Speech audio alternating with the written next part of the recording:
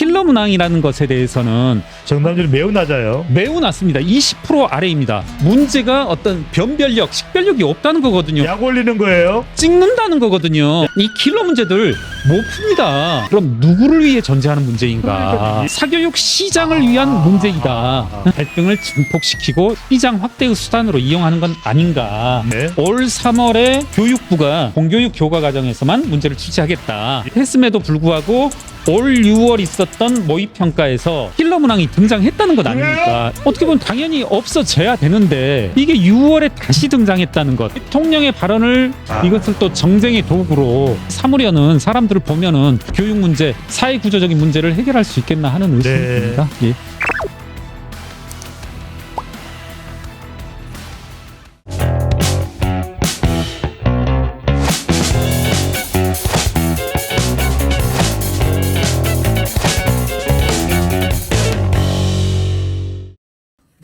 교육부 그리고 교육과정평가원 네. EBS와 연계돼서 공정하고 킬러 문항은 말이 안 되고 그리고 연간 200억 이상을 벌고 있는 초고액 이 일타 강사들 시스템도 우리 사교육 시장에 많이 위태롭다.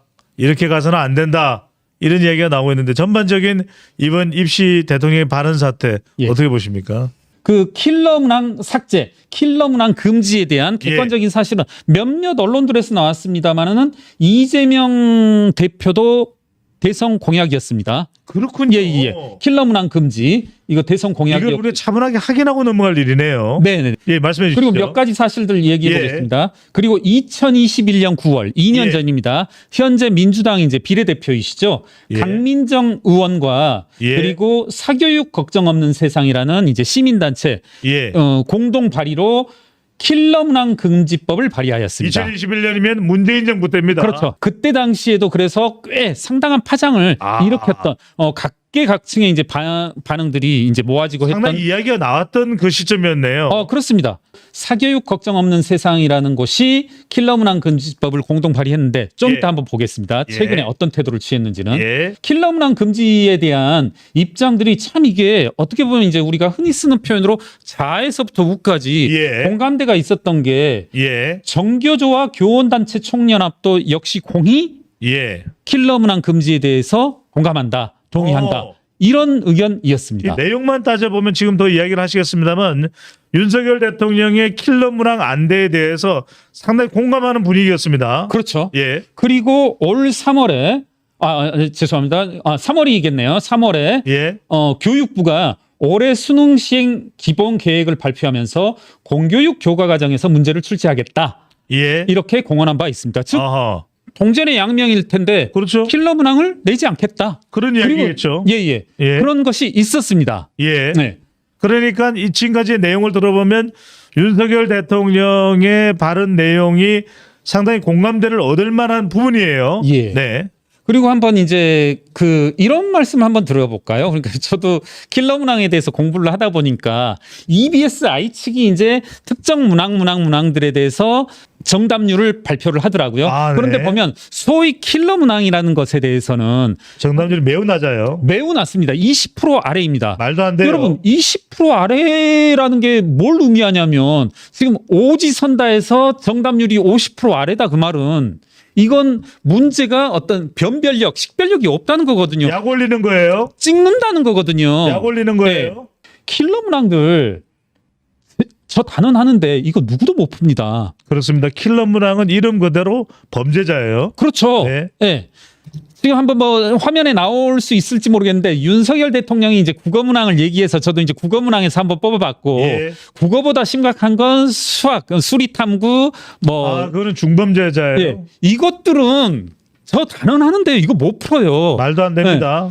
이 킬러 문제들 못 풉니다. 이 일타 강사들, 그렇죠. 연봉 200억 강사들이 아주 유명합니다. 극렬하게 지금 반대하고 있다라고 하는데 지금 우리가 일타 강사라 그러면은 최고봉에 오른 인물이 바로 현우진, 네네. 현우진과 또 이다지, 예. 그렇게 메가스타인데 아니 근데 이들의 명성은 뭐 자자합니다. 예, 자자하고 제가 드리려는 핵심은 이 킬러 문제 누구도 못 푼다. 예. 제 말이 객관성을 입증하는 게 뭐냐면 이것의 정답률이 20% 미만이라는 것.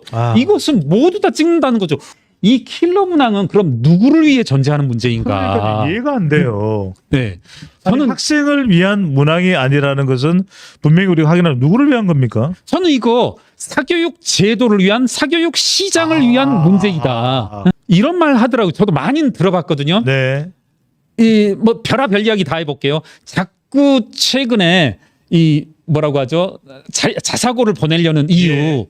일반 고등학교에서는 사립고등학교입니다. 네. 고등학교 3학년 선생님들도 입시 제도를 모른다. 설명을 못한다. 이게 저는 이게 빈말은 아닐 수 있다는 생각을 해요. 빈말이 아니라 사실이에요. 사실입니다. 네, 사실입니다. 그래서 저도 이제 경험을 해봤는데 대입 제도를 위한 특정 학생을 위한 대입 제도 설명을 위해서 그 시간별로 그렇죠. 10분, 20분, 30분 상담 교사가 따로 있잖아요. 그것만 하는. 그렇습니다. 네. 그 시장도 제가 알기로 어마어마한 것으로 알고 있거든요. 컨설팅 시장인데 네.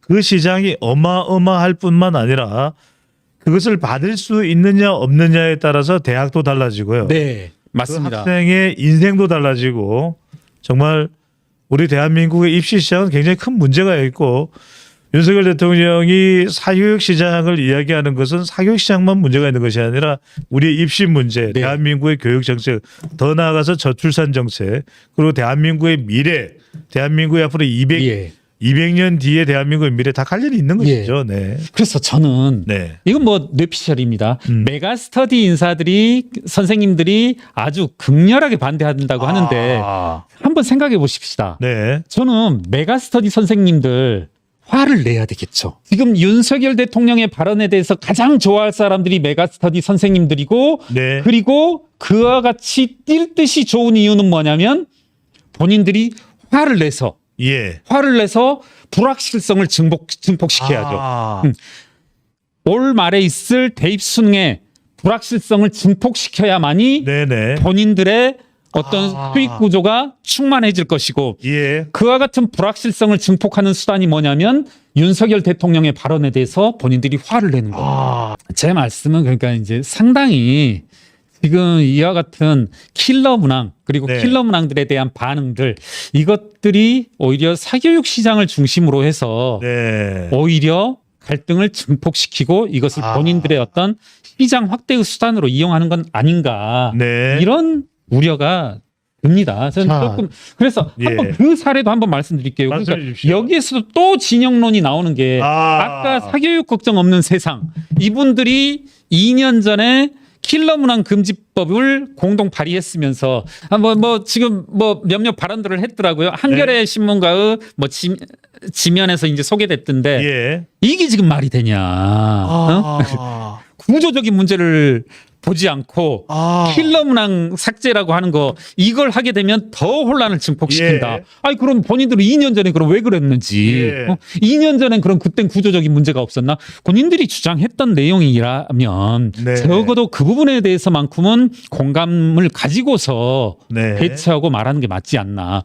이거조차도 이분들은 또 하나의 뭐 갈등 증폭 수단으로 이용하려고 하는 것은 아닌가. 이 대목에서 김경일 의사에게 굉장히 중요한 질문을 좀 드리려고 합니다. 지금 대통령실의 설명은 윤석열 대통령이 지난해 이 대학 입시 제도에 새로운 변화가 필요하다라고 이야기를 했고 이주호 교육부 장관에게 지시를 했고 바꿔라. 교육과정평가원이 지금 모의고사까지 낸 상황인데 지시사항을 수능하지 않고 대통령의 국정 운영 철학을 거부했던 겁니까? 뭡니까? 그런 거죠. 그러니까 제가 사실관계를 다시 정리해 보게 되면 올 3월에 교육부가 수능 시행 기본 계획을 발표하면서 공교육 교과 과정에서만 문제를 출제하겠다.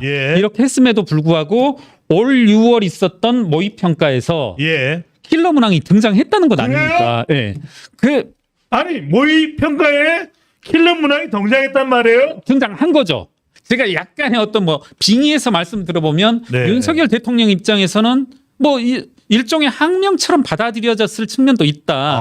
대통령으로 칭해지는 선출 권력의 어떤 핵심 정상이 발언하고 지시했음에도 불구하고 그와 같은 지시가 이제 안 먹혀든 거죠. 예. 야, 그래 너 지져 나는 할게 하면서 킬러 문항을 계속 한 거고 이 킬러 문항에 지금 이제 윤석열 대통령과 대통령실의 어떤 생각은 예. 어떤 사교육 시장에 그리고 교피아에 이해관계가 얽힌 거 아니냐 자칫 이런 의심도 있는 것 같습니다. 대통령까지 가도록 했다라는 걸 지금에서 저는 자꾸 이해가 안 되는 게 고용노동부 장관 이정식 장관도 잠깐 고용노동부의 문제가 네. 해결되지 않고 대통령 쪽에 미치도록 하는 거. 네. 또 김기현 국정원장도 국정원 내부의 문제가 해결되지 않고 자꾸 대통령 쪽으로 또 다시 옮겨 그랬잖아요. 뭔가 보스가 해결하라고 했는데 그걸 해결하지 못하고 또 다시 보스한테로 일이 또 다시 옮겨가고 이거 잘못된 거 아니에요?